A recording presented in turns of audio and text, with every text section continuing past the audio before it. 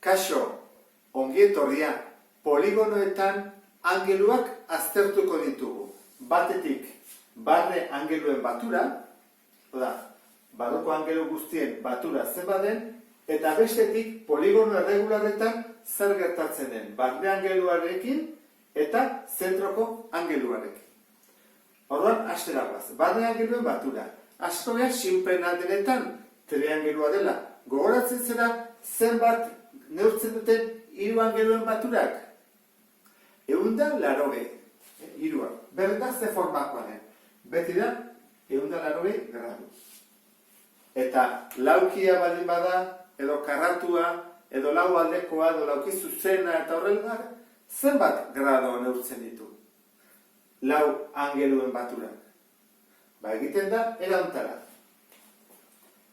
Hasiko genez, hemendik, neren erpinetik. Eta zenbat triangelu osatzen duten? Bitan, banatuetik edik maiten badut, bi triangelu daude. Ezkerrekoa eta eskubikoa. Horrek esan nahi du, bakoitza dela 180 gradu. Horrak, hau da, 180 gradu, hau 180 gradu, zenbara guztira, 360 gradu. Orduan, hemen triangelu baten graduko kurba dago, hemen bi triangeluna. 5 alde baditu, zenbat triangelu osa daitezke?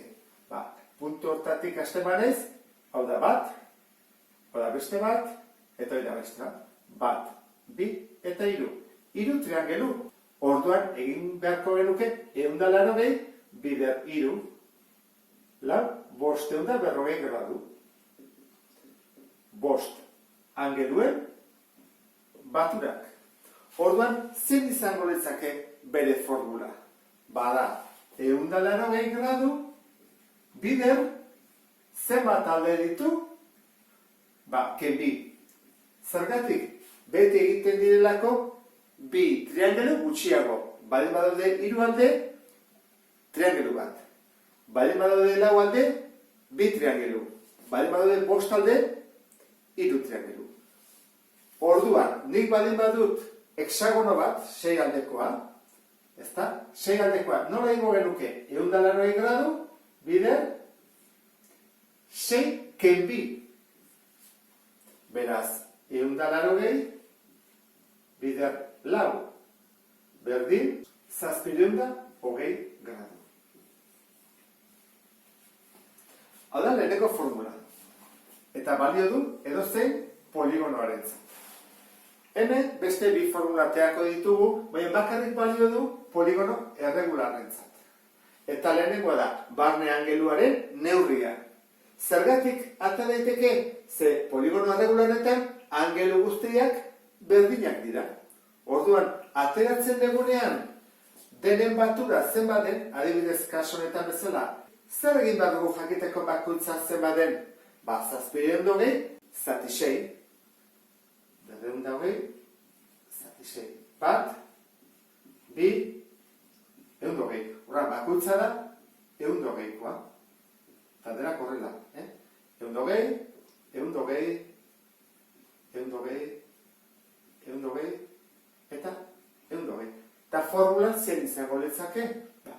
180, bider aldeko puruak ebi, eta gero, zatitu dugu, zenbat alde daude, banatu behar ditugulako aldeak. Hau izan bere formula. Eta bakekiko nuke, bakoitzak zenbat gradu dituen. Eta angelu zentrala, hemendik zentrotik dijoaztena, ezta? Hemen zenbat datatzen da, bat, bi, hiru, lau, 5, 6. Zenbat neurtzen du horrelako bakoitzak? Buelta guztiak zenbat du? 360. Beraz da, 360 gradu, zati zenbat alde dauden. Hau da formula.